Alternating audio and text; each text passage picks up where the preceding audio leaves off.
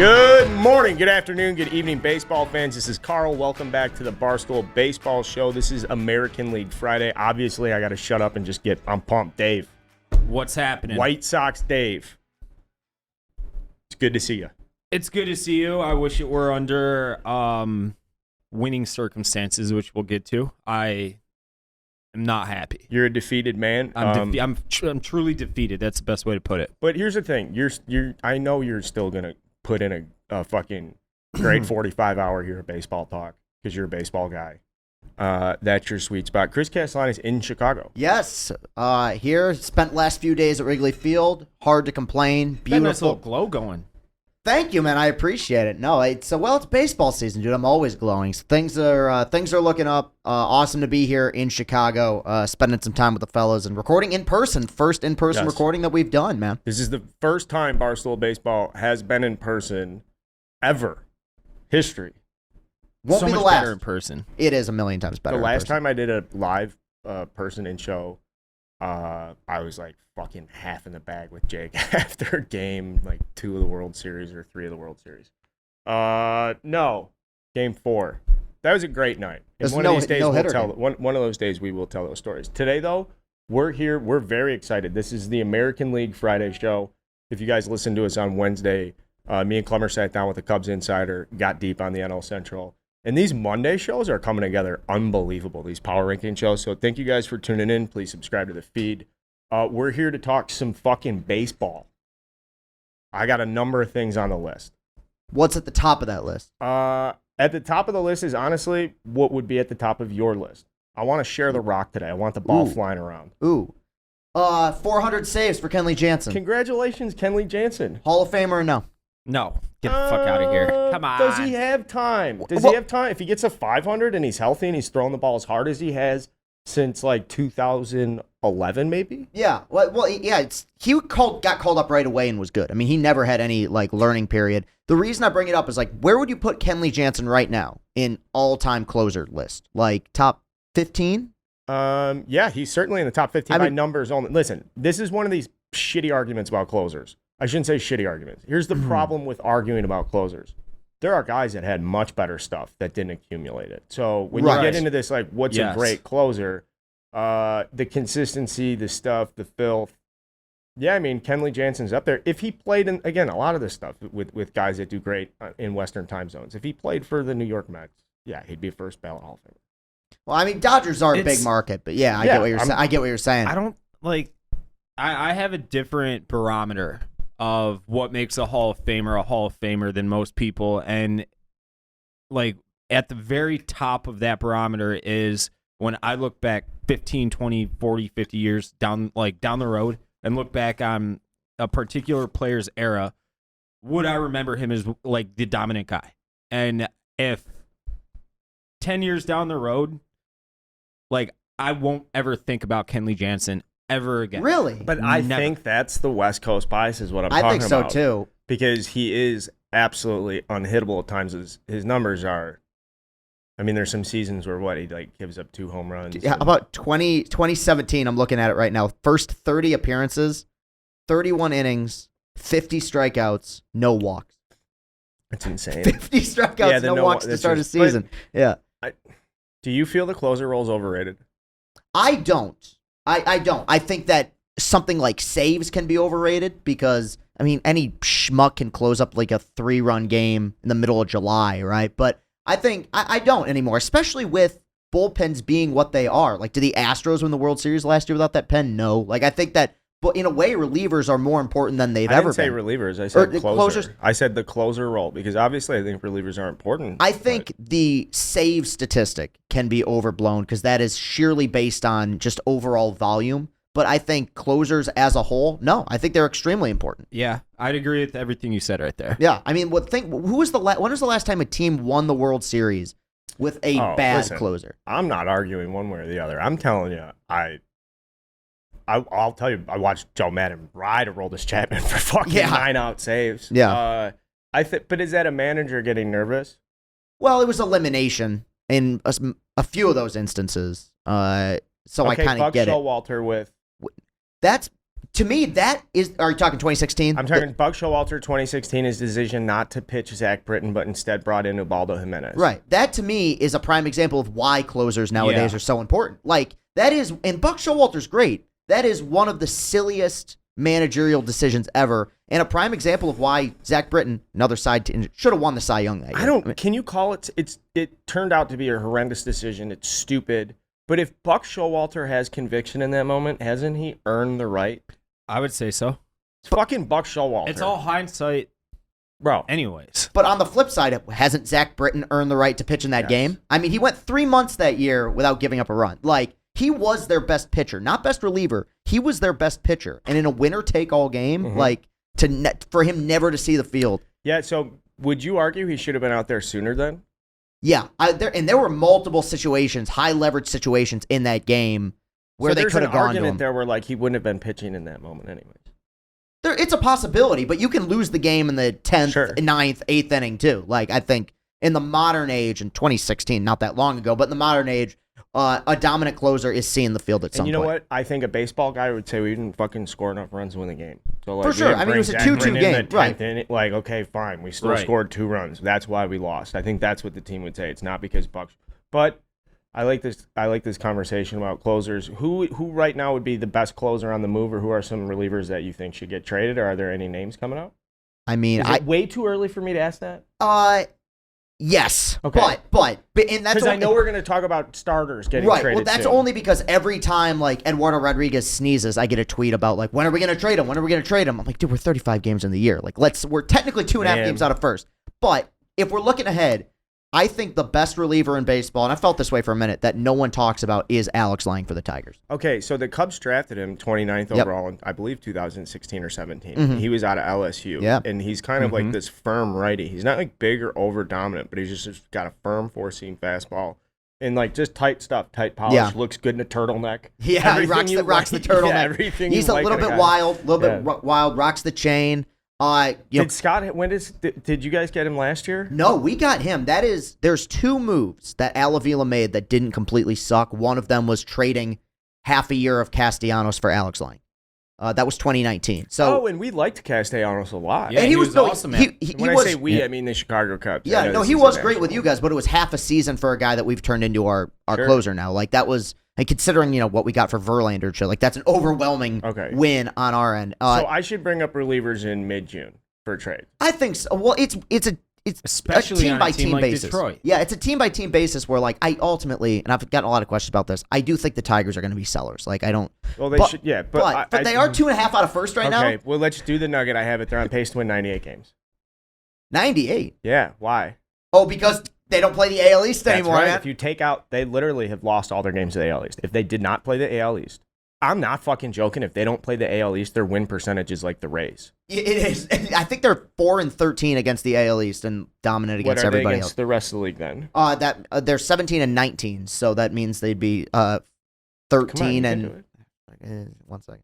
13 and 5. Wait, 13 and 5. Sorry. That's right. Yes. 13 and 15. Left out the 1. So that college dropout degree coming in big. So, like, that's obviously we had fun with that. Like, I think 2 weeks into the season, where it was like, yo, did you see their 1-11 I against did it the as AL a East? joke, But and now it's like pretty real. It's a legitimate statistic now. The AL East is Major League Baseball. Right. The AL Central is a collection of like AA players. And that's the argument we've had, and you've talked about it with the White Sox, where it's like, I do think if they find some sort of resurgence, like they're capable of winning the division. You're just playing your way into a beatdown in the wild card round. Not even in the ALDS anymore. You're just What's See, now we had this argument on Wednesday about the National League of like the Cubs pursue this, or other teams out of the Central. You're really just sacrificing yourself in the playoffs. Oh, Contreras, my friend, the Phillies made it to the World Series. So then here's this argument: 84 wins, sneak in, go to the World Series, ultimately lose.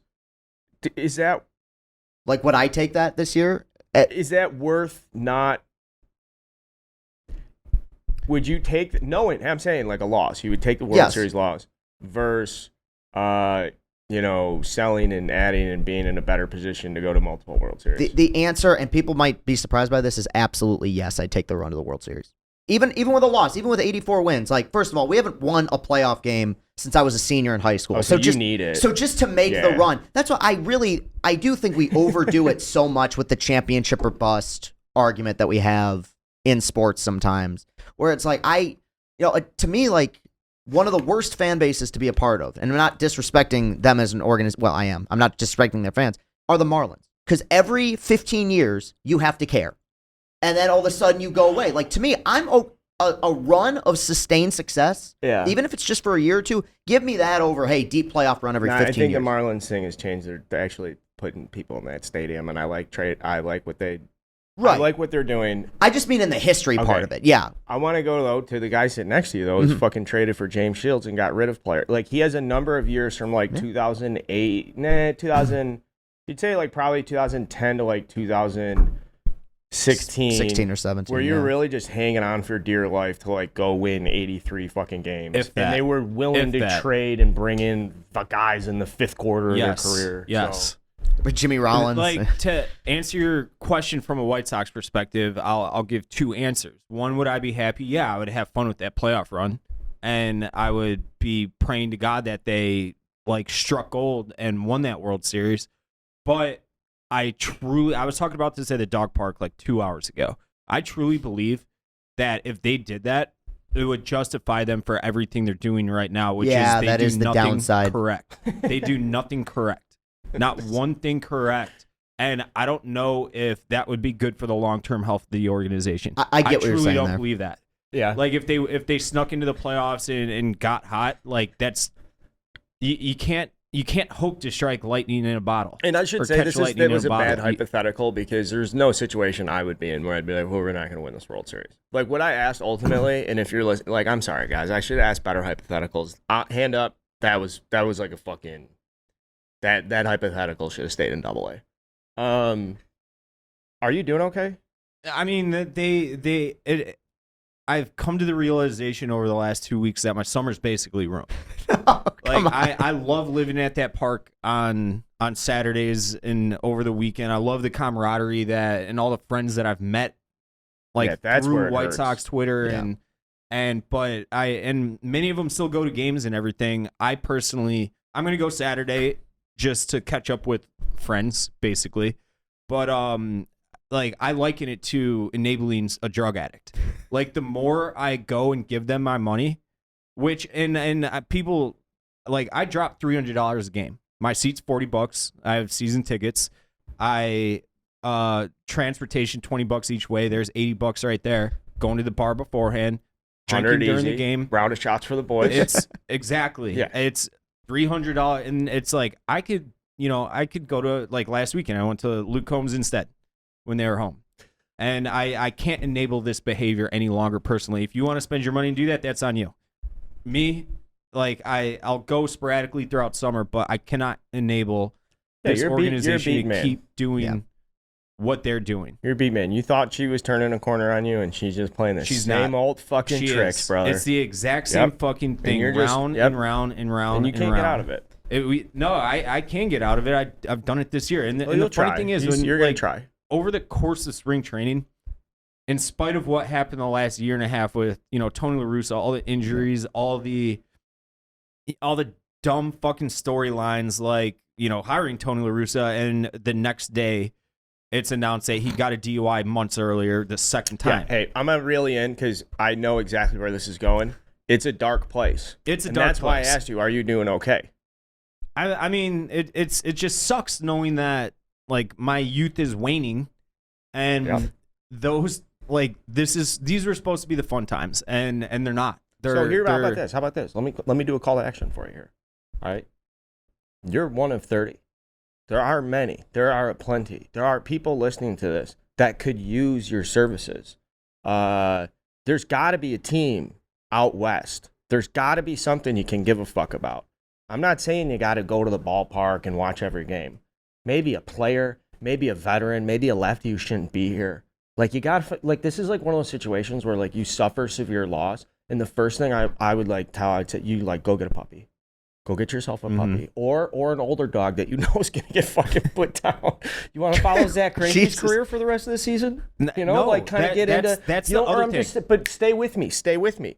Maybe a minor league team. You know what is? There's got to be something in the baseball world, Dave, that you can fucking sink your teeth into that isn't White Sox There related. is nothing. I missed the game last night with express intent because all I know, like I Does anybody want to adopt White Sox, Dave? the, Do you have any semblance of a B team? Do you have a team that you could kind of, sort of sink your teeth into for a few months? no. We got B teams. We're putting together B teams. Yeah. Chris has a couple I- B I've- teams. I've- I've when got this- B teams. When I'm very used to the White Sox completely sucking ass. Right. I've always had whoever's playing the Cubs as my in more recent Listen. years Yankees as my fallback team.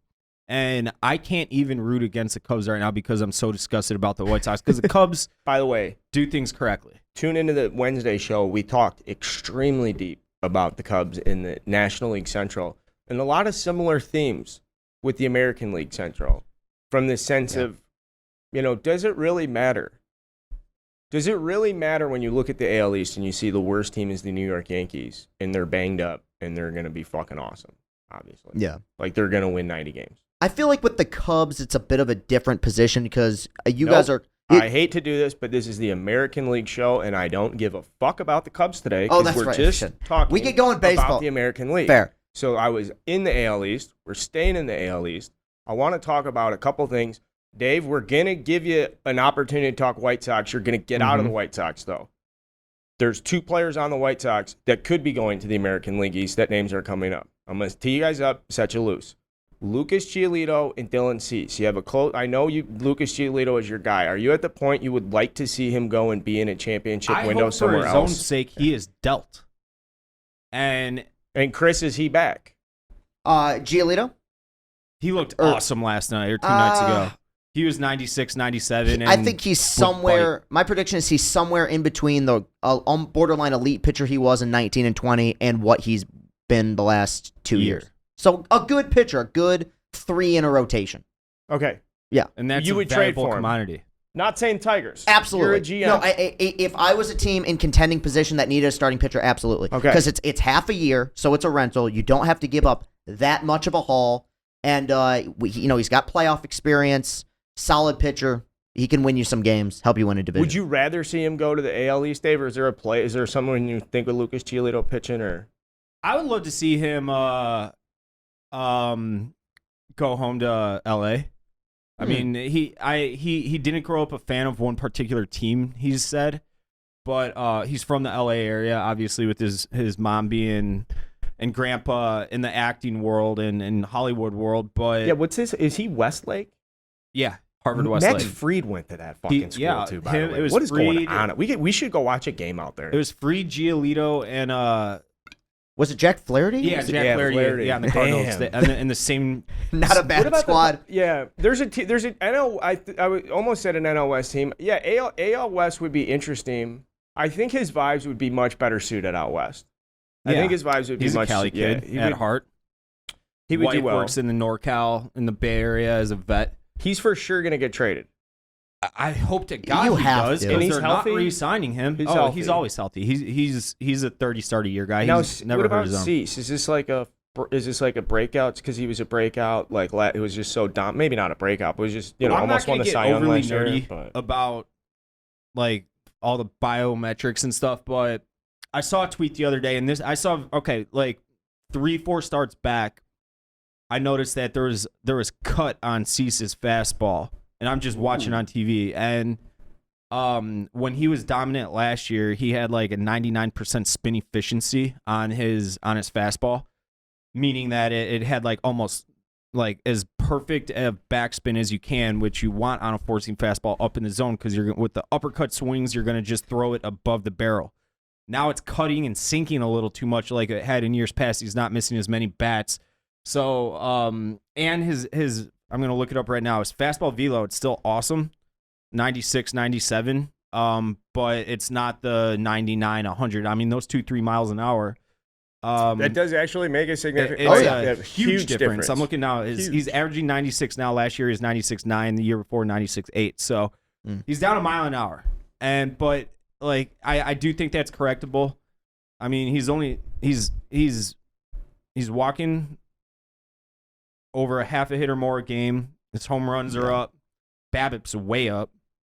Has But the he's league gonna- adjusted to him? That's a question because I don't know if he's a guy who would make an adjustment from last year to this year because he to me is very like systemic I don't and think so. robotic. I think it's a mechanical I thing right think now so. I that he's think got to it's fight through. Command and mechanics. Yeah, his and stuff is still excellent. Right now, he's still cheap. He'll like come 3.5 deadline time. years till he's a free agent. 2.5. Okay, I thought it was 2026. It's 2.5. Prior, so the rest of this year and then the next 2 years. So he's got a lot of control on the cheap, and like even if he does completely and totally implode or get hurt or whatever, you don't have to tender him a contract. You can just non-tender him, let him walk, whatever. Yeah. But yeah. So I think both of them should be gone. Like, do you want this front office that started the rebuild and has now failed to put a winning team around the players they acquired during the rebuild? I don't know. No, absolutely I mean, like, fucking not. that's like more who. No offense, like who does the trading for him? It doesn't. Nobody knows. Yeah, That's an but- issue in and of itself. Would he get a massive haul? Would he get the biggest return? Like, where would some of these returns you think? If he keeps For pitching season. like shit, I don't think they deal him until probably the deadline next year. Yeah. Because he's their best asset. When you conglomerate everything together from team control to stuff Yeah. to last year's dominance. when he was- Pedigree, yeah. Yeah. Yeah, with him, you have to wait until the iron is hottest because you're right. Exactly. Like, yeah. Because They don't have that Chris Sale anymore. No, but he's the closest they have. Because if he finds a way to go back to pitching close to what he was last year, that's a game one guy in a playoff series. Yeah, for sure. So, yeah, and you could get a massive haul at that point. You trade him now, or if he keeps pitching like this at the deadline, I would say you just stand pat with him because his value can go Yeah. up. Can we stay in the Central for a second? Yeah. Okay, Yeah. so like I'm very interested in the Guardians because they're 17-20. Their pitching has been average. Their lineup has been overwhelmingly below average. Studies show the Guardians will get very hot. Mhm. Are they different than before? Is there anything about them that's different? Because I guess what I'm trying to say is like that's my perspective as an outsider. Is there stuff or as AL Central guys where you look at the Guardians, you're like, no, this team's actually different. Like I see Miles Straw's playing horrifically. Right. Like, I know he's way better in the field. What am I missing? Well, they have very little power as a team as part of it. They got They by can't hit for shit. No, they got by last year as a team that was putting the ball in play, that was scrappy, very good fundamentally, and many of those things have returned. They still don't strike out very often. I think the Tristan McKenzie injury was a big one for them because he was so good all year last year, and him and Bieber as that 1-2 punch, it seemed like, it was perfect. You've seen some regression by guys like Jimenez and Rosario. Numbers are way down. I mean, collectively, as a team, they have an OPS plus of 77 right now. I mean, that's It's brutal. Yeah. I still think, and Dave and I were talking about this a little bit yesterday, I still like them to win the division. Because they play clean baseball. They play clean baseball. They have a tremendous manager. Even though they're struggling right now, they're not going to panic. I think when McKenzie comes back, they're going to get into the summer months. And now, when I say win the division, I still think 85 wins. Like with the way things are going, with the scheduling change, absolute max. I think they are at best right now. Because I think that they are a weaker version of what they were last year. Meaning that, and last year I think they won 92. They won 92. I think they're a weaker version of that, and they're playing a tougher schedule. So, the Twins have played well this season. I still just I'll believe it when I see it with them. And Now, you have Carlos Correa he grades out as perfectly average this year. yeah. So that's Mainly because of his defense. when you see that, you're like, okay, they're going the other way. He's a great player. He's not going to be average the entire year. Made the same point about Austin Riley, but like when you see guys that are average for an extended period of time or below average, like Nolan Arenado is not going to be this bad for however long he is. And you already saw it in this this most recent series. Yeah. What is up with Plesac? There was a while there where there was the 2-year stretch where people were like, holy shit, this guy is going to be a stud. I think he had like an almost 200 ERA plus. He is progressively gets worse and worse and falls off a cliff. I think they just sent him down to AAA. Yeah. But there was a period where you looked at the Guardians, you were like, oh, they just have these young pitchers. Now Shane Bieber's getting old. Yeah, well, his velocity's down. I still like Bieber a lot, but with with Plesac, his big issue is that he stopped missing bats. Like 28, Carl. Shut the fuck up. He had a really good. He's been around for a minute though. He had a really good COVID year, but his strikeout rate went down by it went from 9 to 6, and he hasn't really recovered from that. Similar thing happened to Savale last season as well. I mean, they still have a great farm system. They develop starting pitching better than anybody. So in the long run, they're going to be fine. You brought up Correa with the Twins, obviously struggling after getting the contract. I mean, if not for what he adds defensively, he'd be well below average. I mean, he's his worst year offensively right now. I like their pitching. I think they did a good job in the offseason with the guys they added. I just can't trust the Twins. Not even after your Sonny Gray TikTok. I love Sonny Gray, but the Twins stink. Do you think they legit stink? Joe Ryan, Pablo Lopez, and Sonny Gray is a fine. That's a really good 1, 2, 3. It's fine. Their offense sucks. I have watched plenty of baseball in my life. The Twins stink. I'm not going to even reference a statistic or anything. I watch them and I'm like, that team's not any good. It's just not good. It's that playoff streak stench, dude. It's not even that. I'm throwing away past seasons too. I watch them 3 games and I'm like, that team's no good. The Twins aren't good. I'm a higher on them than you are, but I still don't see any path. I could see Cleveland. And when I say stink, I need to make sure that everybody knows I'm pretty much I'm talking about a binary scale. You're either good or you're not. Mm-hmm. You're either good or you're not. The Twins are not good. They have no chance of winning the World Series. They have no chance. Using that criteria. That's why I can't really pick them to win the division. Is that fair? Is that fair? I think so. Yeah, that's fair. I think you play to win championships. I don't know, man. The 05 White Sox won a World Series. The 05 White Sox had 06 Cardinals won a World Series. That team had 2 or 3 Hall of Famers on it. I mean, I get it. The White Sox Carlos Correa is a Hall of Famer. Every single fucking thing clicked for them, and they had insanely good pitching. From Bobby Jenks all through the... Sonny Gray leads the major league right now in ERA, fucking home run surrendered, fucking field independent pitching adjusted for wherever the fuck. Go throw him on an aircraft carrier in the middle of the Pacific, and that guy's going to give you 7 fucking shutout right now. Sonny Gray rules. But that'll be my question to you, though. We've seen the Twins put together good teams. I mean, this was a 100-plus win team 4 years ago, with several of the same players. Is there anything that you've seen about this Twins team so far? This question goes for both of you. That makes you say this one's different than what we've seen the last 2. I don't. But here's the thing: you watch them much closer than I do. That's why I'm much more interested. I think they're good. I like them more than Dave does, but I don't see anything that makes me think the juju here is just different. That this is a okay. What about team. Then quickly? I just want to go right to the West Coast and do the same thing for the Mariners. Yeah. Just do the same thing. Do you think the Mariners can win a World Series this year? Are they wasting time? Yes, I think they can. Okay. Yeah, I think they have a better shot than anyone in the Central. Now, would you put their 1, 2, 3? You'd say that's much better than the Twins, right? Yes. Castillo, Kirby, Gilbert, filthy. Brash. Gilbert had a great game the other night. Yeah, perfect through 6. Okay. Yeah. So that's notably better than the Twins, you'd say? A fair amount better. Because they could play each other in a first-round playoff matchup. Yeah. And look, in that small sample size, who knows? But I think that if we're talking upside, the upside for the Mariners is just so much higher to me than the Twins. Mm-hmm. The Twins' ceiling to me is, and I'm thinking probably being generous, is ALCS. Okay. Now, I spent a lot of time last year talking about a guy named Ty France on hot ice with Rico, and, I want to, apparently he's doing pretty well. Yeah.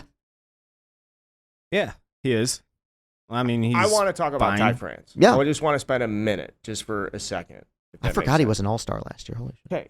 He is the player's player, which is I love using that term to describe players that are respected by the other players. It's one thing for me to say, yeah, I think Ty France is a great hitter.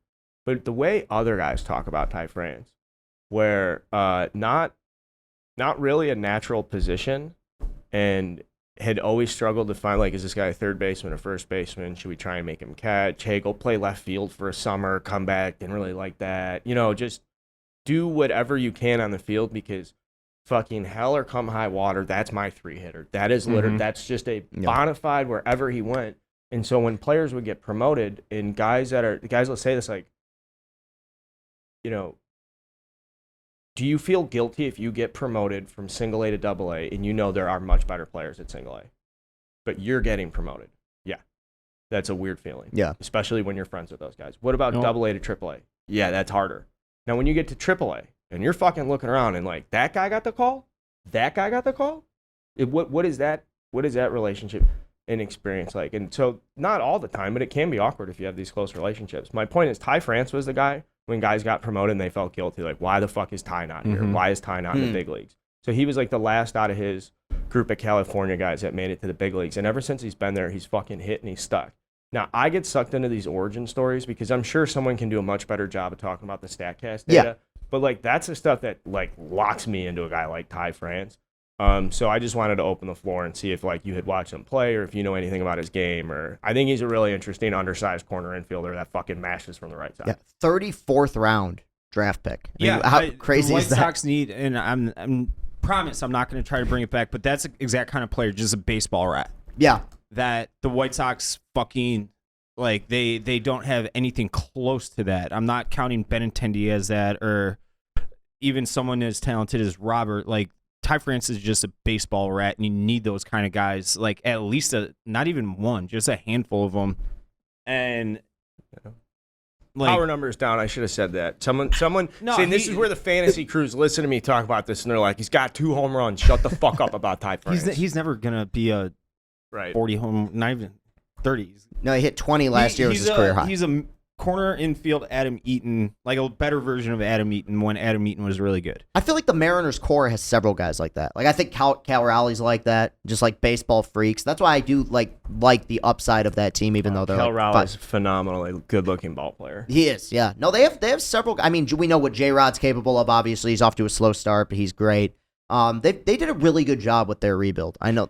Yeah, because they didn't have to go out and like they gave their massive contract to like the most for sure thing you could do, locking up a dynamic center fielder like J-Rod. Yeah. But then being able to still get like a tier 1 starting pitcher in a trade, develop tier 1 Castillo. starting pitching.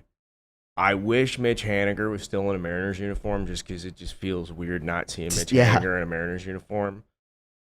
They could use one more premium veteran. And I agree. I think they've done the best they can at third.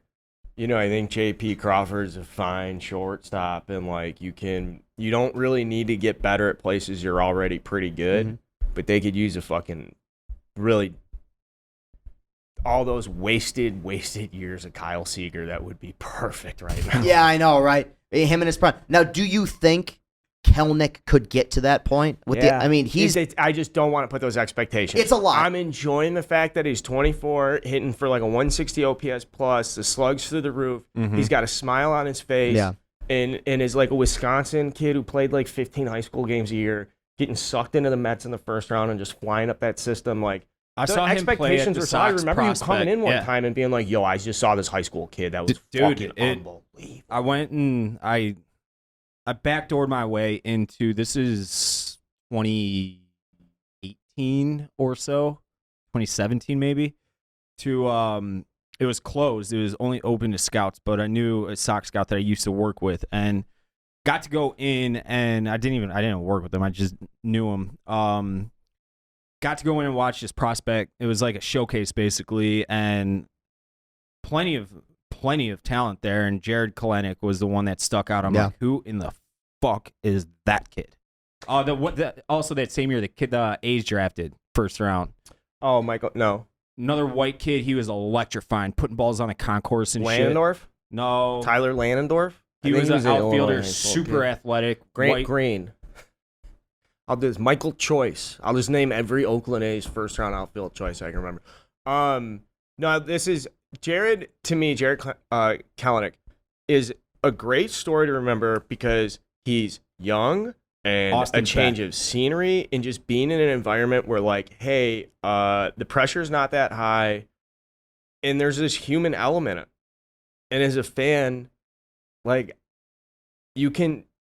If you're a Mariners fan, like your culture and that environment and the team is like allowing him to play at a better level. And like, there are people that would say the same thing. Like Jake would say that when he got to the Cubs and it was like, yeah, you can fucking do whatever, like just do whatever makes you fucking do your thing. where there are other organizations that aren't like that. Yeah. Mm-hmm. And that like hold guys back. I don't know if that's a commonly accepted narrative from baseball fans that like it absolutely fucking matters what system you're in and what type of guy you are. So going back to Jared, like being able to, because it's a great question. Like maybe he is that premium superstar. I will go back to third base. So like if they could just get a fucking lockdown, rock solid third baseman.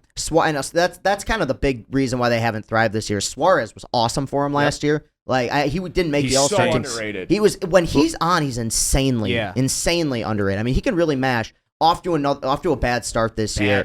He's had a lot of like peaks and valleys in his career, but like when he turns it on, he really turns it on. Yeah, if not, then I don't know what his contract situation is like, but the deadline. Hernandez has been really bad. Yeah. Oh, God, he got a standing ovation. He requested it, yeah. Yeah, a standing ovation at Toronto. Got the official request in. That just shows you like what Toronto people are willing to do for. It's the only team in Canada. I know you're a big Blue Jays fan. I don't quickly. I guess I wanted to talk about the Blue Jays. Yeah, we can. Yeah. There was a week where we came in here and we were like, okay, they can beat anybody in baseball. Right. The only reason we wouldn't consider them 1 or 2 in a power ranking situation is because the Rays and the Braves, but we do think that they can just beat them in a 7-game series. Do we still feel that strongly about the Blue Jays? Yes, but only like 10% of the time. I think, let me explain that. I think the Blue Jays at their best, with the talent they have on their roster, can be as good as any team in baseball. Yeah. I think that they are the most frustrating team to watch at points because they will have, and we've already gone through with the power rankings, they'll have a week where they just tear through their opponents, where it's a 6-1 week. You know, they're outscoring opponents by 5 runs a game. The pitching's holding up. And then they'll have a prime example of like what frustrates me about them is you have a game like yesterday. They're in Philadelphia against the Phillies. Gausman shoves 6 scoreless. They get 1 run against Wheeler. They go into the bottom of the 9th with a 1-0 lead. Romano blows the save. They end up losing because Bichette made an error like in extra innings. Like, it's those games. They have 1 or 2 of those games every few weeks. So every time I'm about to buy into them and say, get the World Series stock, Manoah will get rocked. Or they'll lose a close game or something like that. Manoah's kind of down this year. Like, we all kind of agree that, I shouldn't say it like this. They're a playoff team. Easily. Yeah. But they're not going to win the division. No. Or? Right? No, the Rays are. That team's a fucking machine. I know, but it's like, that team's can we a do that at machine. this point in time, declare a team to win a division? We see, based on what I've seen so far this year, I think that the Blue Jays are the 3rd best team in this division right now. But still like the 5th best team in the American League. Oh, easily. No, like I said, their ceiling is League. insanely high. I mean, when you look at the caliber of pitchers they have, like there's 4 guys who I know and have seen pitch at like all-star levels. That lineup is insane. Chapman's having an unreal year. It just seems like they have so many great pieces. Yeah. And they just haven't quite put the puzzle together yet. Matt Now, they're still a Chapman's playoff a really team. interesting player because as a defensive first third baseman, right? He's a premium glove. He's so good. He's the only person that you could really say next to Nolan Arenado is I know Machado fans are going to say, fuck you, Manny, but no, it's not like that. It would go Nolan 1, clear 1, Chappie 2, clear 2. After that, fucking go ahead and have your debate. The fact that he's slugging to the big parts of the ball, big parts of the park, is such an addition to the Blue Jays because when they put their fucking lineup together, they're not saying to Chapman like, "Hey, go out and have a 135, 140 OPS plus." They're literally, if you could show up and be a 110 guy, just be a little bit better than average, they're miles ahead because they already get such crazy offensive value from first base and shortstop, and they can get it from Springer when he's playing well. Yeah.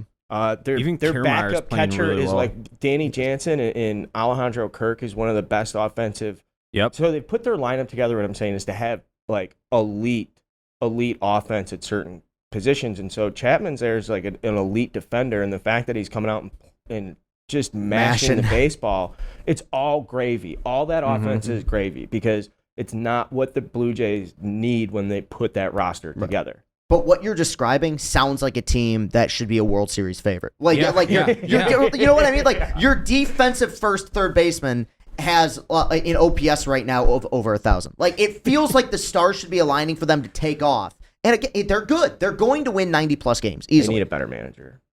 I'm sorry. I know they like Schneider. Yeah, well, they kind of. Yeah, I mean, he was interim, right, for a while after. And he's a grinder, and he's been around. But I don't know. I mean, like, I'm not. Did I just piss a lot of people off? I don't think so, because their fans feel. The ones I know feel very similar about the team right now, There's which so is many like feels young, like they should be different better. parts, and like, yeah, you need kind of like more of a.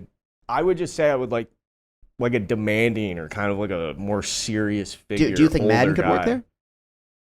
Joe would be interesting. That's actually a good If they question. leave him alone, like he won't take a job unless they completely leave him alone. A lot Like of freedom. he will have no front office interaction. Probably won't work. It's an then. appealing job. I mean, it's still a good young fuck core yeah. with some of the some of the best hitters of this generation are on that team. Like, It's a great organization. They Yeah. have a tremendous fan base. They travel. Everything about the Blue Jays is cool. yeah, Everything. revamp the park. Yeah, no, I root for. I I've like. heard the Roger Stern's cool. Yeah, it's a weird thing because I'm criticizing them. When they're one of my favorite teams to watch when they're on, just because I think they have such a fun group of players. I think that their ceiling can just be so much higher. And I think, you know what, they've done a good job of getting guys and building guys up and giving guys contracts and acquiring talent. They're active at the trade deadline and they draft and they develop. Like, as far as I'm concerned, like, that's fucking, they're not the Braves. You know what I mean? I think the Braves Yeah. are the best. I think they're the best organization in sports. They're but- very much Astros are up there too. Sure, yeah. if they weren't filthy fucking cheaters. everybody cheats. I know. I was gonna say. The thank- American League let's show, wait for it. let's Thank stay you, on Dave. it. I Let's mean, stay it's on the true. Astros for a second because I was looking for a way to get down there. Yeah.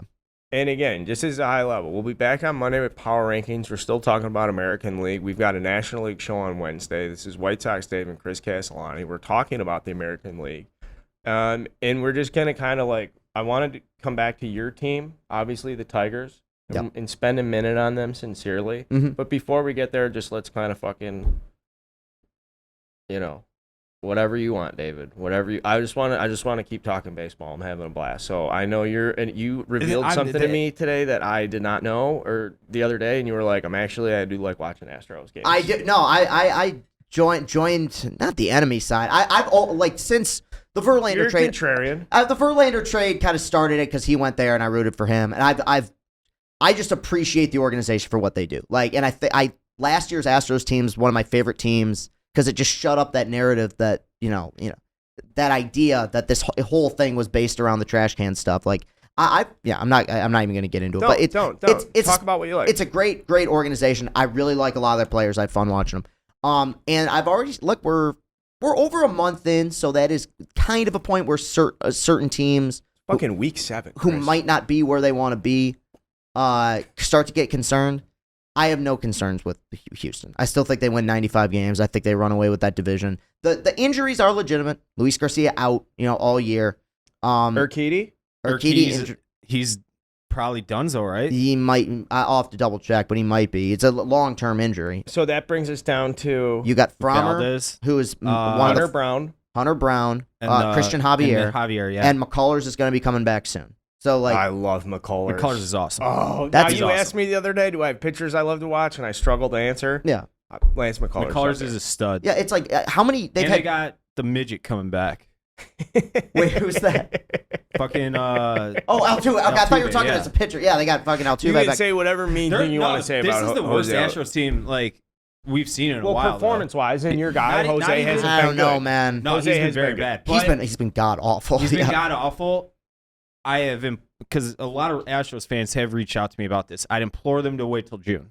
Yeah, he's Father a slow time- starter. Always a slow, Notoriously terrible horrible. Aprils. His It whole is- career. Been aside from his rookie year, randomly enough, where it's like, holy shit, this guy's like Yeah. fucking Babe Ruth. But Father Time is undefeated. Yeah. Jose Abreu is 36. Yeah. I think now 36. That said, give it till he's not. I don't think he's done yet, but give it till June. If he ends the season with a 230 or 240, then you're probably looking at someone who's cooked. It's worst case scenario for him right now. I think I expect the power. It will never be what it was. His first 4 years in the league. I still think he can get that average. Where's up, he though. hitting in the lineup? They still are batting him fourth every. It's Dusty Baker, dude. Dusty It's Baker, yeah. yeah. So they're batting Kyle Tucker after him, which is just insane to me. Can you take me through the lineup? Okay. Generally, do you know? Yeah, well, recently it's been Dubon, Pena, Bregman, Alvarez, Abreu, Tucker, I believe. Now, Okay, I and think then after that, it falls straight off. yeah, the and cliff. they've moved Dubon around now, so they might move Dubon out of that Now, spot you and brought put up Pena something there. that But I thought was super interesting the other day at the Cubs game was, were we talking about Yordan Alvarez? yeah, probably. And I'm making this comparison. I'm obligated. I'm going to bring him up when I can. We won't go deep, but Vinny is putting up comparable numbers to Yordan. And you told me something interesting about Yordan I did not know about a prospect.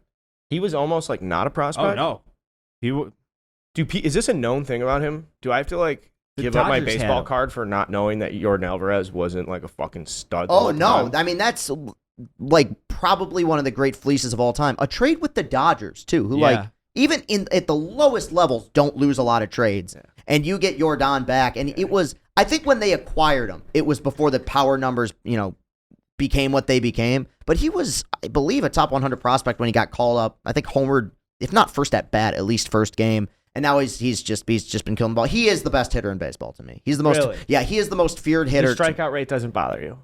No, the dude mashes. He gets on base. He's just as a presence. He scares the hell out of you every time he steps in. Oh, he's one. Yeah, you know what? He is one of those hitters. Every time he's in the box, it's like seeing the bad guy come on the fucking. When you're a little kid, Yes, you just yeah. get that feeling like, oh god, oh god. You got to get through the God. final boss in the video game Yes, just to get final boss, final into the boss. dugout. No, Yordan. Okay, this is an insane take, but I was thinking about this. Okay, Yordan Alvarez is 26 years old. He's got 106 home runs. He's in crazy good shape. At some point in his career, though he's not an awful defender, at some point he'll be full-time DH. If there is any player, it's not going to happen. Okay. If there is any player in my lifetime that I've seen and said, okay, if the stars align and the ball bounces their way, could get to 700 or more home runs, like, and maybe 106. How old is he? 26. No fucking way, Christopher. You don't think that He's got to hit 50 a year for the next 10 years. and that's still only 600. And then he's gonna be 36 years old. But But be pumping him full of. he could play until he's 40. I mean, There's a guy. We could find a guy. We could find guys. Chris, we could I find think a guy that's right one of the now. craziest things you've Now, how ever about said. this? How I about don't this? think he's gonna do it. Hey, I actually think. No, I don't want to say it. well, do you think this guy's who's the peaked? youngest player in baseball? It's not Wander Franco. Is it Wander? The Braves just called up a pitcher who's 20? Yeah. What are they doing? I read about it You this know he's morning. gonna I'd be never good. heard of him. God damn it. Who's the youngest I player don't in know the if it was the Who's Braves the either. youngest player Someone in the just called American up a League? pitcher who's 20. I think it was the Marlins, I thought, but yeah. Okay, yeah, Yuri Perez. Yeah. He's 6'8". He's gigantic. And they had fucking Sandy Alcantara call him up. They're gonna start doing shit like that. That's why I like the Marlins. I think the Marlins have a cool culture, and I think they're appealing to the community. And I think you can do something. And I've said this before on the show, or on this feed, I should say. Nobody fucking He played listens for the to Quad me. City River Bandits. But if you decided to listen to me, you would hear me say shit like, I think Miami has a whole nother 10 gears to go to in a baseball community where they can like, Oh, grab for you, sure. bro. They could turn that into a crazy scene. If the Yeah. Marlins get good enough and they're consistent and they are able to like bridge it and make people understand that they're there and they care. When you go to a Cubs game, you're in the community. Like it is such a fucking experience. It's the same thing with the White Sox. I know they're bad, but it's a fucking thing. The Brewers, it's a thing where I could easily say, dude, you go to Chase Ballpark in Arizona. It is not a thing. It's just That in place sucks. downtown Arizona. Or like Yeah. you can do that around. I mean, Comerica has things. I think there's vibes to that. Yeah, there are. So if Miami, and this is the American League show. So go back. I want to talk about 700 home runs. Oh, I was just punching numbers. 35 homers a year for 20 years. Yordan Alvarez hasn't peaked. For 20 years? For 20 total, yeah. He's gonna have he's gonna have multiple 50 home run seasons. Dude, this isn't Harmon fucking Killebrew coming out for 27 got- years. Or L.K. Line. I know, he wasn't close. K-Line wasn't Killebrew. But my point is, He's got 8 bombs. 20 years is a lot, dude. Here's the thing. Those are expensive fucking years. Yeah. This isn't like, oh, man. We're gonna have to come back to this in 15 years. You know what, though?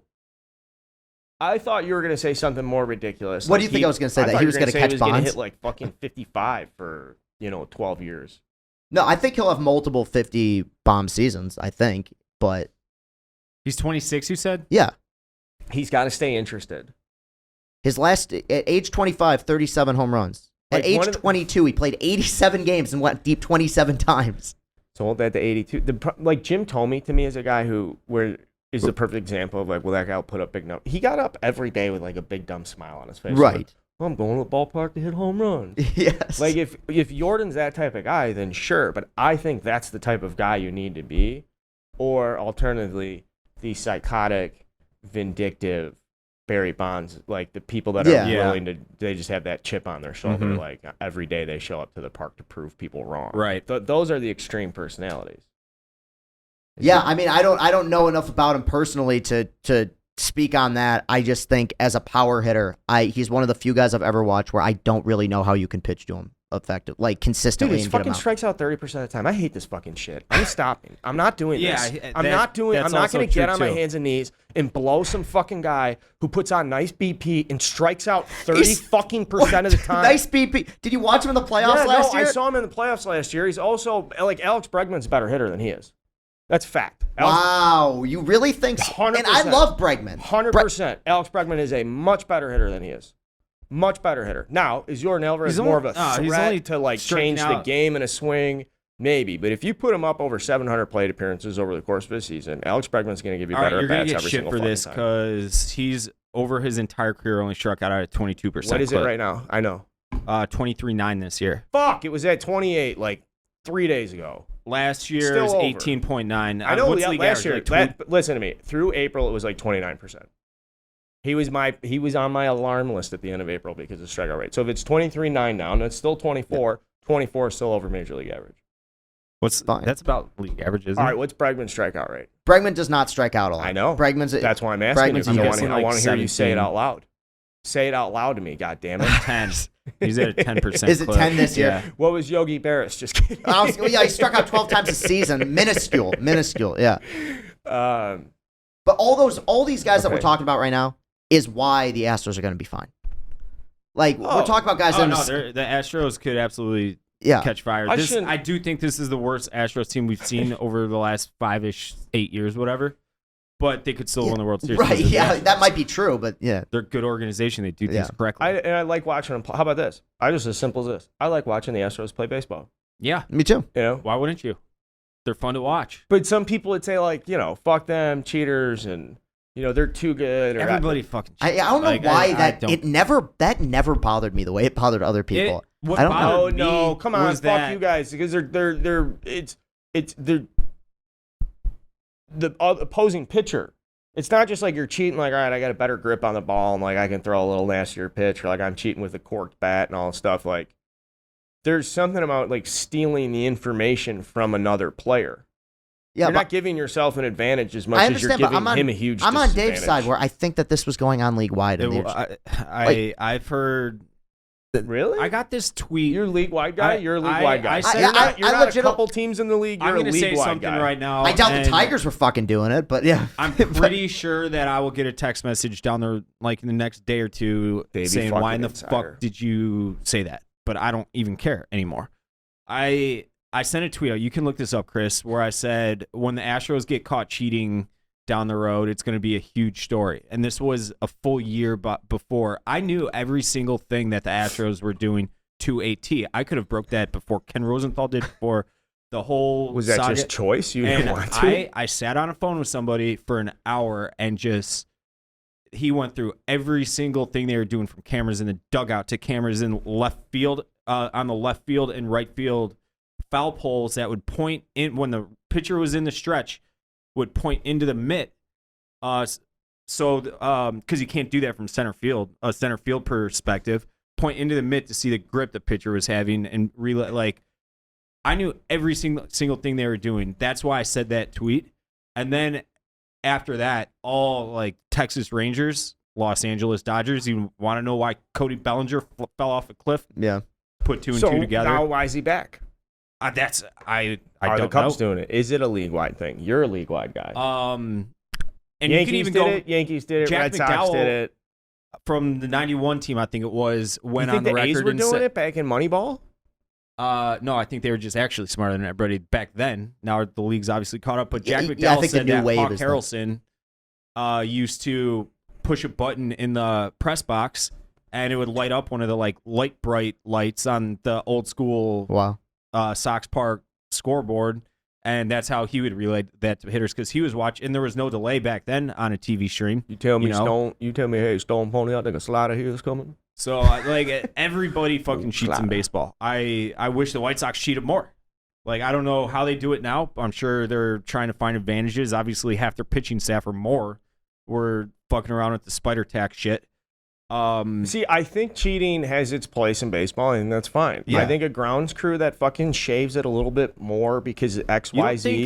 They do that. I love that stuff. Yeah, and I love when a grounds crew bumps a mump for a series because they're like, it helps us way more than it helps them because we got these guys pitching, or if they fucking shave it because it gives them an advantage. Like I like those little tiny things are really cool. I don't think that. I think, and you know what, dude? Go back to this. I think if there was one umpire on the field and they were still doing the shit John McGraw was doing in fucking 1880 when they were having distractions so guys could just run from second, cut across the pitcher's mound and go home, and they would do shit like that, that was cool because they have one, you're like taking it because the other team could do the exact same thing in that moment, you know, or when they have a home field. Like there is a sense of home field advantage. But like, I think the gross implementation of technology, and if it is legal, these people should all be in fucking jail. These people, I'm not even fucking, like, literally. I'm not endorsing, like, what the Cardinals and Astros situation was. The kid for the Cardinals has to do prison time because the son of a bitch from the Astros. That was, like, identity. Like, that was actual theft. Yeah, that was a serious thing. That was, but it's allegedly his credentials had still worked. Or like he had the login or something, or like I can't believe I could still access this, or I shouldn't speak about that because he did go to jail. I don't know the specifics enough, but I don't remember. But if people are going to fucking jail over this stuff, if Rafael Palmeiro's got to go testify to Congress, like how are we not putting? I want justice. Is that too much? Well, wouldn't. No, it was perfect. I mean, I get what you're saying. My thing is that the technology, I think they went too far, obviously. You are correct. It's just like, I just feel like as... Well, sorry. I mean, it's still people are still passionate about it because we're talking about the Astros. And to me, last year's championship, like, just kind of validated the whole era for me. Like, okay, they were that good the whole time. And maybe I'm weird with that, but like, it validated both championships in a weird way. Hey, do you remember there's a kid named Jason Goldstein who went to the University of Illinois? And you know it's a baseball podcast with me and WhiteSoxDave now when I'm fucking telling Illinois stories. But Jason Goldstein went to Illinois, and he was this super bright kid, like engineer something or other. And one of those kids where, like, you know, the academic All-American, and they're always talking about how smart he is. Mm-hmm.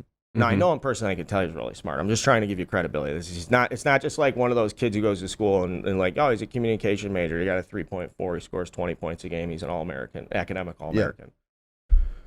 I saw him a couple of years ago. He got released by the Astros. I think he was like a 7th-round draft pick. Made it up to AA. And I was like, yo, so just quick, like, anything? Like, you get a sense of it? He goes, I have no idea how they know everything. They know everything about every other minor league baseball player. The scouting reports I get before I couldn't even try and tell you because you wouldn't believe me until you're sitting there looking at the shit that they know about the other team. And he goes, dude, we're talking about fucking short season A. We're talking about we're talking about like an April AA game. I can't even imagine a pre-playoff game, a pre-World Series game, fucking day to dive. I can't imagine what these guys do in the offseason when they can go through a Rule 5 draft or when there's the players on the pile. How much they know about the other minor leaguers. And it's just crazy because that gives them the advantage their own organization in acquiring other minor leaguers. I got a call from a former player on the Sox. This was about a year ago. I was walking the dog. I look at my phone. I'm like, what the fuck does he want? Why is he calling me in the middle of like a Tuesday or whatever it was? And he had been back and forth between Charlotte and Chicago for a couple of years, and he was kind of venting in a way, but he's like, dude, like, because he was playing in Charlotte, he became friends with a lot of players on the Durham Bulls, the Rays system, AAA for the Rays. And he's like, we will go and play the Gwinnett Braves or whatever their name is, And after the game, like, we'll all chill, like, play around a PGA Tour 05 or whatever fucking video games out there, have a couple beers, eat our bologna sandwiches that they give us, and, like, go home. He's like, since I've gotten to know all these guys on the Durham Bulls, because the cities are right there, they like all live kind of together in a way, and they are obviously, even though they're competitors, they're all friendly and friends with each other, blah, blah, blah. He's like, starting in fucking, it could be the Dominican Summer League. He's like, that game ends, you're mandatory required to go over every single pitch, at bat, sequence, and you're there until midnight. It's like, we just packed up and went fucking home. And there was another story I got, fucking forgetting on the guy. There was a reliever on the Rays the last handful of years. He's been a journeyman. He's out of options, been DFA'd a million times already. Had a really bad start last year for the relief appearance for the Rays last year against Houston. Gave up a couple runs, blew the game. Didn't matter. He gets a call from an unknown number, and who's the Rays GM now? Dude, that's a good question. I always just feel like they're GM by committee. It's a computer or something. It's an AI. Yeah, I always want to say the name Friedman, but it's not. It's not. Well, he used to be. Yeah, I know. He's with the Dodgers. Is it? It's not John Daniels, is it? Dude, it's fucking John Daniels. Wait, it is Peter Bendix. No, he's GM President Eric Neander. Yeah. Where's John Daniels? Yeah, Neander was there. He's like the Theo now. But it's Peter Bendix. Anyways, he gets a call, sees I'm assuming Rangers, John Daniels. I thought they John Daniels. canned John Daniels from the Rangers so Chris Young could run it. He was. He's now senior advisor for Tampa. For Tampa. So you're close. John Daniels is over at Tampa because he was running the Rangers forever. Right. Forever. And now it's Chris Young. And they pushed him. They had hired Chris Young after Chris Young had retired, and we're like, all right, Chris Young's going to help you. And then, like, each year when it was like, well, no, you guys are just grouping this guy for my job. So he left. He's with the Rays. But the Rays have those two guys have been there for a while, right? Yeah. Yeah, Neander's been there for a while. Neander's like their Theo now, and Peter Bendix is a GM. Anyways, he gets a call. I'm assuming it was from Neander at the time. And he's like, here we go. Like, career with the Rays is over. I'm getting DFA'd. And he's like, hello. He's like, hey, it's I'm assuming Neander again. I forget if it was actually him, but it's like, hey, it's Pete. I just want you to know today you gave up a bunch of runs. Throw it all away. We just got your data report. He's like, your split finger, it had the same 18 inches of drop on it that it's always had. It's actually it was a little better today. Your fastball, your four seam had more ride than it's had in the last three starts when we went 3 up, 3 down in your relief appearances. He's like, keep doing exactly what you did today. You're good to go, man. Like because what you're talking about shit. is the Rays being able to say, like, that might be, as you're telling me this, I'm having this like light bulb coming on of them being able to communicate to a player that you performed well despite what the numbers, 130 years of habit tells us is good. Exactly. Like, we're going to figure out what is good, and we're going to coach you into that good, and that good is different than what people say is good.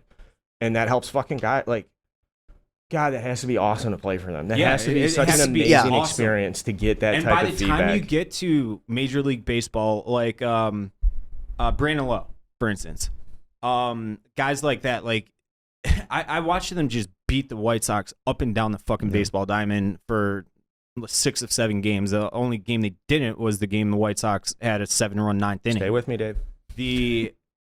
That team is a machine. Yeah. Every player perfectly complements every player to his right and left. Every player in the lineup they move the ball, they hit behind runners. They are a fucking machine. Kevin Cash is awesome. He's run a wagon. In spite of what he did with what's his face, who's now in San Diego. Blake Snell. That was stupid. That wasn't his decision though. No, that was which front office. You know, I do think you have to weigh 100%, especially in October. How'd you get there? Now you got to don't start doing shit different. If that's what got him there, and that's I understand. I mean, but yeah, I could definitely argue that. That's like listen, dude. This is like it's like classic American literature. Like, you don't abandon the story for the sake of the ending. Like, you don't. Dude, you have to stay on the narrative. In 2014, you didn't get to the World Series because of gut. Like, they follow a methodology. So when you get to the biggest moments, it's your biggest moment, right? Your biggest decision. And if they're fucking ahead, they think they're ahead of it, and that's what how they make their decisions. You can't be fucking second guessing But yourself. if you think you got a guy, We're talking about their decision to take Blake Snell out in the World Series. in the COVID year of the game, he's pitching the game of his life. Game 6? Yes. If He you was unhittable.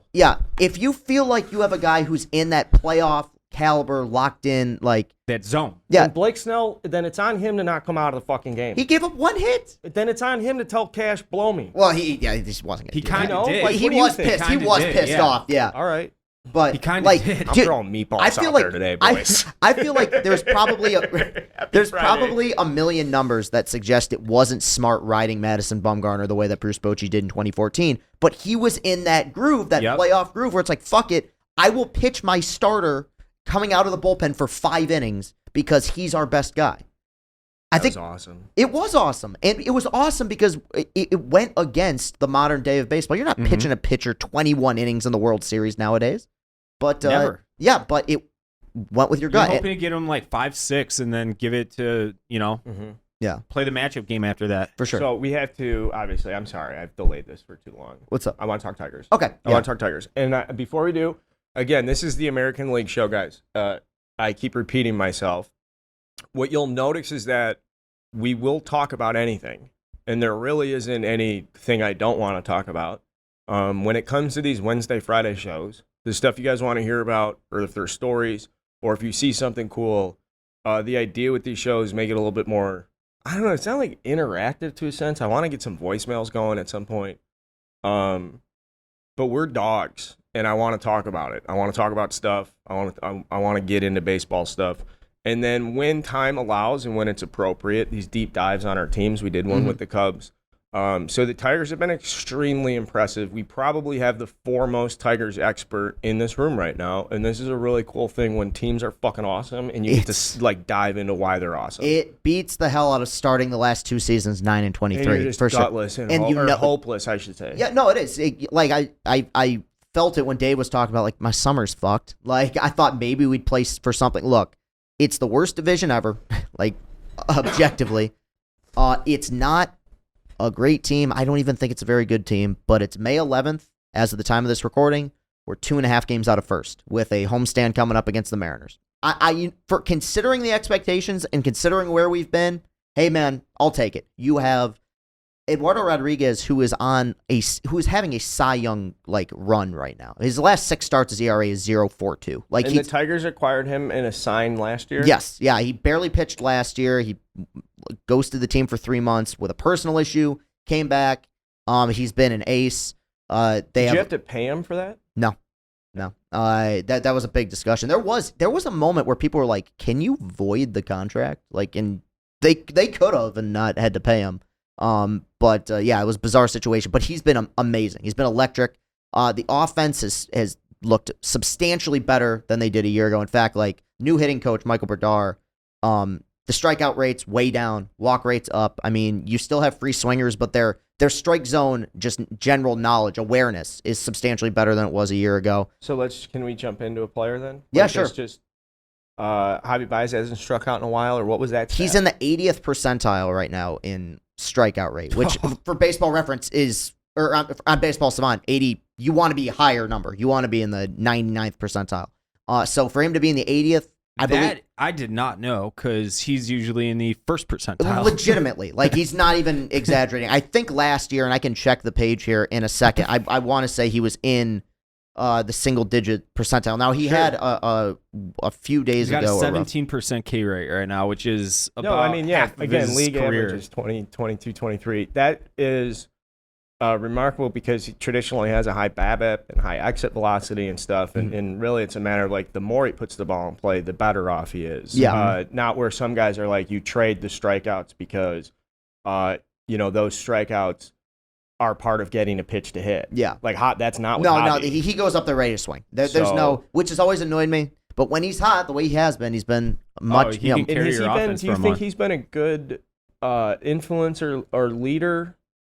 I don't know. I don't hear a lot that comes out of the clubhouse. I think that he is probably outshined by the bigger personality in the room with Miguel Cabrera. He's the certified, leader of that team. I haven't heard much. I haven't heard much negative.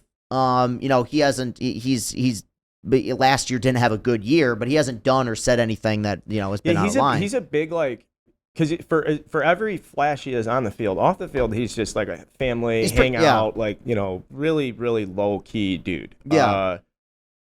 But on the field, obviously the personality's like through the roof. So it's just interesting when you have that around and he's not thriving necessarily. But if he's playing okay, he will have these stretches and in these moments. What about the two youngsters, Riley Green and Torkelson? Torkelson's had every like few weeks or months, he'll have a moment where you go, oh shit, I think he's found it. And I'm always disappointed. He had the worst rookie season ever last year by a number 1 overall pick in terms. I mean, it was. And Brutal. watching it in person, dude, it wasn't just strike. I mean, I think he had the worst batting average on fastballs down the middle last year. Like, which to me is like, I mean, like cock shots, he's just fouling back. Like, it was brutal. But last 8 games now, so we're coming up on a solid sample size. I like a 10-game stretch. Yeah, they've played 36, so like it's a solid chunk of the season. OPS over 1,000. Like, if he's gonna find it, he's got to find it here. Power numbers are up. He just seems more comfortable. Like, he seemed overwhelmed last year. But then he's a psychopath and he doesn't handle defeat well. And you can't succeed in baseball if you don't handle defeat. It got to well. him mentally for sure, but I'm happy to see him turning it around. And Riley Green seems like he's like hovering around doing just okay. Like, he's doing good enough. You just keep playing every Strikes day. out and a fuck ton, right? He strikes out. To be honest, what I've seen out of him, I don't think he's ever going to be the hitter that they may have projected him to be. Like, there were rumors like he can be like, I heard some people say like a Bellinger type, when he was at his best. This is when Bellinger won the MVP. I don't think he'll ever be that good, but solid defender, great athlete. With the new rules, it benefits somebody like him. He runs the base as well. And the bat is coming along. He's got to get the ball in the air. That's his big issue, is a lot of ground balls. But when he lifts, he's dangerous. In the last week or so, he's been a lot better. So yeah, honestly, like people ask me coming into the season, what do you expect? What do you hope for? If I can come out of this season and say, man, not a great team, there's 4 or 5 or 6 guys here that I know will be on this roster the next time they make the playoffs. That to me is a success. Yeah. And there's a few, like Veerling's been good for them, got him the Soto deal. Like, there's some good players. I wanted to celebrate Matt Veerling for a moment because he's been a name I don't know until he came up the other day when I was going through and like just looking for purely the most average seasons so far. And he was checked on a lot of boxes. I want to say he's hitting around 250. He's getting on base around 330. His slug should be around 420 or something. Like, he should be in that perfect sweet spot of like, yeah, you're good enough to play every day. Yes. The fans are going to love you. For the most part, though, when the Tigers play another team, like that, the casual fan on the other team has no fucking clue. For sure. It makes so much sense that he is average, but I mean that in a weird way, as a positive. Yeah, because that's not a bad thing, because he's going to be one of those guys. He'll be here forever. Like, you can just always be like, all right, Veerling's going to be in right. He'll bat on a good lineup, probably like 7th, and he'll have some big moments just because he'll be there forever, and he's a versatile defender. And considering we got, that we traded Gregory Soto, who's a wild closer right now, has an ERA of 4 something with the Phillies. That's a core piece. Like, never going to be an all-star, but you need those guys, those filler guys, just to be solid above, like, league standard. You're in good shape. Yeah. And I think he wants to be here. Ty Francis of the world. Exactly. Yeah. And I mean, we did such a poor job with our player development, I mean, forever, but especially during this rebuild, just to be able to get somebody like Veerling, it's like, okay, major league player. Cool. I mean, when you look at what we've gotten in some of the returns and the trades. It's so sad when you say it like that. That Veerling is like the big. It's like, yeah, huge win for the player development group to trade and then to trade a closer, get the player back, and the player that they got back is now productive enough to be like, sure, yeah. I mean, he can play every day in the prime of his career. Right, yes. The prime of his life, physically. Yeah, I know. Well, I mean, Jesus. I mean, did you see the return we got for Verlander? I mean, Matt Veerling is like... Yeah, but Jazz Cameron's out of baseball. And, Franklin Perez never made it above AA. The Cubs were argued to get Verlander, and they like couldn't. And you're telling me it was a bad haul back? At the time, it seemed good. God, and I didn't even think so. I never thought Jazz Cameron was going to be any good, personally. Well, the thing is, when we traded him, the general belief was, okay, he's got like, I don't know, maybe 2-3 years left, like of good baseball, not Cy Young baseball. He wins like, 2 more fucking Cy Young. Not even a guy who was supposed to be able to help you down the stretch that year. Really, it was like he had that extra contract. He had another year, I believe, when they traded him. Right. Yeah, but it was, and that was the waiver wire, the September one. So Astros are like, we got a month left in the season. You know, if he pitches well, maybe he can go game 1 with Keuchel going game 2 and see what we got. And then he just resurrected his career. So I thought he was cooked after that one year, like 2014. He was terrible. He pitched like injured. A 5 ERA. He led the league in runs allowed that year. Jeremy Bonderman. Yeah, basically he was 6.6 year. You guys always have somebody who used to be awesome just pumping a 6.6 ERA in the middle of that staff. Oh yeah, no, yeah, well, especially relievers too. The amount of like scrap heap guys that we've gone out and gotten. Yeah, that fifth star, the Mike Pelfreys of the world that we signed for 2 years. So positive outlook for the Tigers. I feel better about them right now, probably than I have since I was hired here. Now here's where I'm nervous. Not saying much. Here's where I'm nervous is that I like working with baseball guys where like they have. Like, Dave, when the White Sox sucked, it was really easy because it was like, all right, well, I know there's no highs, lows. Yeah. You're not going to come in here one day and be like, oh, man, like, I'm super pumped up. Like, it's like, dude, they're going to let you down. Like, fucking stay with me here.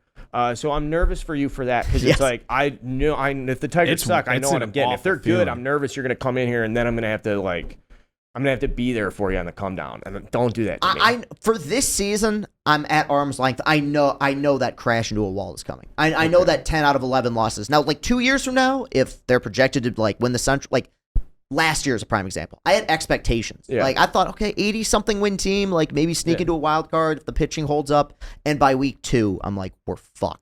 And you just got to watch the next 150 games just bleed out. That's the worst feeling on earth as a sport, especially a baseball fan, because it's every fucking night. It's not like football where you can like kind of chill out once you get over. You have 10 or 11 Tuesday. bad days. Yeah.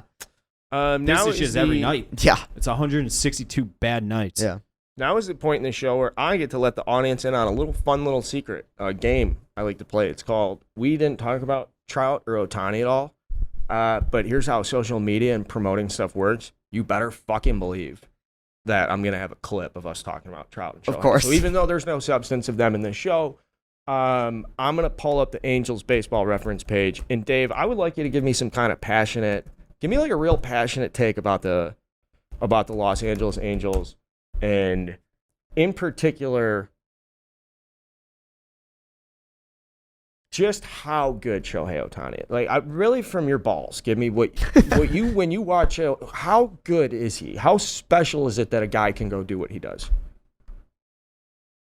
I mean, it's funny because like right after they signed him, and obviously he left hundreds of millions of dollars on the table to sign with Anaheim, and there's been both success and failure stories that have came out of Japan. I was of the opinion that he was going to be a pitcher and that he would probably break down because arms just aren't meant to do what his arm does.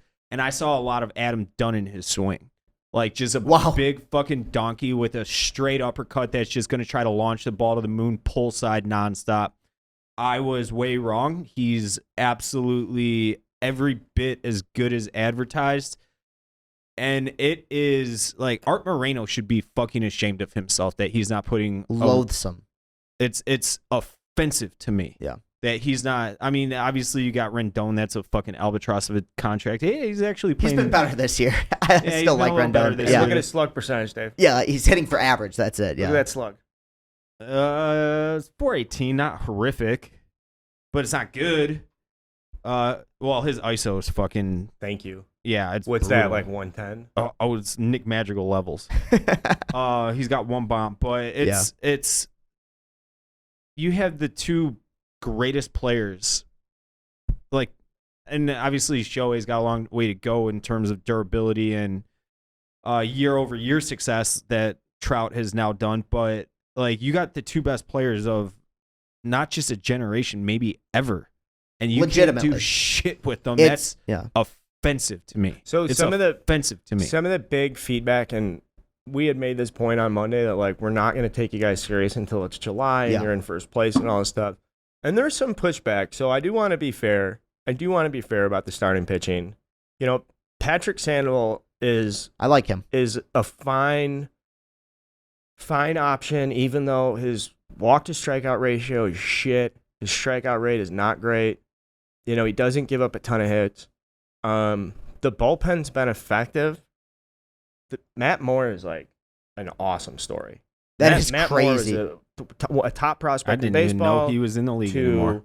You know, being competitive for the Rays, to being like a Cy Young contender for the Rays, to then kind of like fucking doing his stuff with the Giants. Made 2 starts with the Tigers in 2019. Yeah, got injured. In and out of baseball a little bit, then got a chance with the Rangers in the bullpen. My little cousin's a fucking diehard Rangers fan. He's been talking my ear off about Matt Moore forever. He's finding a groove for himself out there, and I think the more a role can expand in as much as he can take on, the better off he is. You know, the problem is though, when you look at the rotation, like if Reed Detmers couldn't take a step forward last year, you know, I know he's only 23, but when does that happen? And to send a fucking not soft, but like a lefty out there that can just get his fucking shit pushed in. Yeah. You got to have some thunder behind Shohei. You can't just be rolling Mickey Mouse fucking lefties out here. So I get a little worked up about it, to be honest with you, and like Dave does. And I want to be fair to Angels fans, because you guys reached out and were like, well, what about our pitching's been improved this year and all this shit? Like, dude, we're not talking about improve. No, it would be impossible for it to get worse. They aren't a bad team. They like, aren't. So what? You're fucking better off at pitching this year than you were the last 2 years.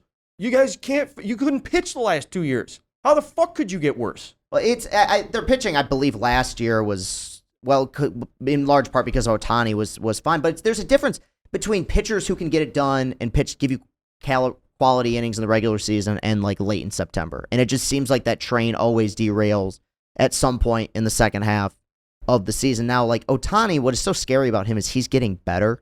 Like if Ohtani continues to pitch, I know he lost the other night at the level he's pitched at. Like leads the league in hit pitches, wild pitches, walks fucking 4.5 guys per 9. But he's filthy. At some point, yeah, sure, that's the trade-off. Yeah, that's a trade-off of having 66 strikeouts as you walk 20 guys in 44 and 45 innings. That's what loses playoff games. That's how you go out and fucking give up 3 and 4 innings and didn't even give your team a chance. Honestly, for their sake, even if he gets to the playoffs and gets rocked, at least they made it there. Now there you go. See? Yeah, I agree with you wholeheartedly. That needs to be their entire goal. He will get his shit rocked in the playoffs. I'm not saying he will. I'm saying though, like, where you love Framber, right? Yeah. And I'd say, okay, Framber here, and someone would come over the top and say, no, I'd rather have Shohei pitch that game. Give me Framber on 3 days rest. All that dude does is throw bowling balls. Yeah. We're getting long in the tooth here. Yeah, we've been on for a minute. Okay, this is the Friday show. We're gonna cut it here, guys. Thank you guys. Pardon my disgust for baseball right now. And I want to make it real quick. Just one little last 20-second rant. Like, because of this job, I've learned a lot more about baseball than I ever have. Like, I truly think that if I could take the knowledge of the game I have now, mostly just through conversations I've had with people in baseball, I would have been a much better coach, player, everything growing up. And I say this fully with the intent of trying to encapsulate that I do know a little bit what I'm talking about. And baseball, I do think, is in a bad spot, and because of what the owners are doing to this game. Okay. And I know that I bitch about Jerry Reinsdorf constantly, but I say this because it's a league-wide issue. He's one of many. Yes. We have one in Detroit. They need there should be like a way to figure out how to eat like a relegation fucking system. I don't know. I know that's never in a million years going to happen, but like you don't want to be competitive, and I'm talking about as competitive as you absolutely can be. If that means a $1 billion payroll, that's what it means. Yeah. You have to win baseball games. And I just can't, like, I am so turned off by watching bad baseball. Yeah. It doesn't matter if it's high school baseball, Little League baseball. I watch, this happens every year. Like, I get so excited for baseball to be back.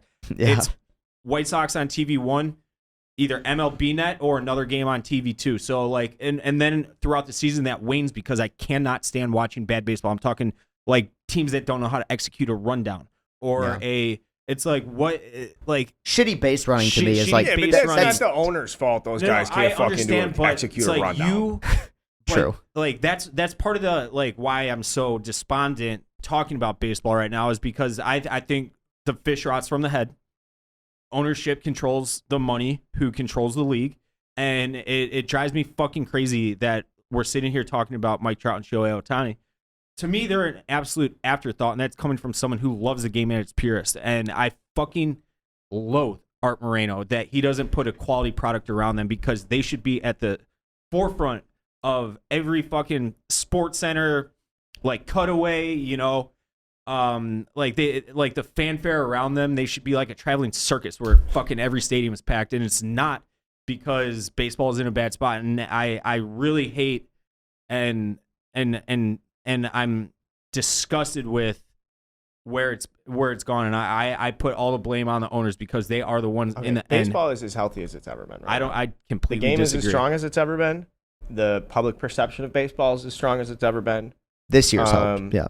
The fact that this Oakland A's stuff should be a way more negative national story. Should be way worse. But baseball's handling it just fine. I think Rob Manfred has done a phenomenal job. If you go back to where the Astros scandal's at, to where, like, go ask a casual person, have you been to a game this year? Oh, dude, they're flying by. Everybody's loving it. Runs are up. Fucking action's up. And Dave, I'm highlighting, your problem's only going to get worse. Oh, I know it is. These owners are empowered. It's a shitty feeling. John Fisher hasn't spent a fucking nickel, and he gets a spot on the strip. Just wait till that's the problem. You're right, and I'm right at the same. Like, we're both right about this. These owners are fucks, and there needs to be some sort of system, and there should be way more competitive balance. Mm-hmm. The nature of the game is competitive balance. It's not like the fucking NFL where there's only so many good players. There's only so much you got to draft. You have to wait. Like, baseball, there are fucking you can build and develop and invest in your team. Anyways. This is the Friday Good show. stuff. This is the Friday show. This is the point of the Friday show. The boys chopping it up. Chris, thank you very much for your expertise. As always, I love talking baseball with you. Thank you. Can't wait to do more in person, man. Yeah. Fucking these Thursdays are nice. White Sox Dave, like Always riding a fucking pleasure. bike with you, man. Oh yeah. Like riding a goddamn bike. Looking forward to bitching some more down the road. Will someone give this kid a puppy? I got a puppy, and that's Not the only thing that makes me happy. I want to give you a baseball puppy. Get a college team or something. Oh, Northwestern started the season fuck like them. 0-15. Dude, they're Brian Anderson's their assistant coach now. Their head coach they fired that guy. Good. That guy's a piece of shit. I'll say that out loud. He got paid. It's his job. I don't give a fuck. He's an educator at some private school. Who got fired? The Northwestern baseball coach. Didn't he? The head coach? They should have. All the assistant coaches walked out on him 2 weeks into the season. No. He's still there. Brian Anderson is now one of their You mean Brian Anderson from the White Sox, like Arizona, like come see me, Scottsdale. Let's go get. Oh God, blackout. Yes. All right, kids. They started winning some Big Ten games though. Today we're going to Iowa. Anyways, okay. Subscribe to the feed. We'll be back on Monday with the Power Ranking show. Little loose kid attitude going into the weekend. Yeah, for sure, man. Thank you everyone for watching, listening. Subscribe at All that Stool good Baseball on stuff. Twitter. A lot of fun. Until next time, thanks for tuning in.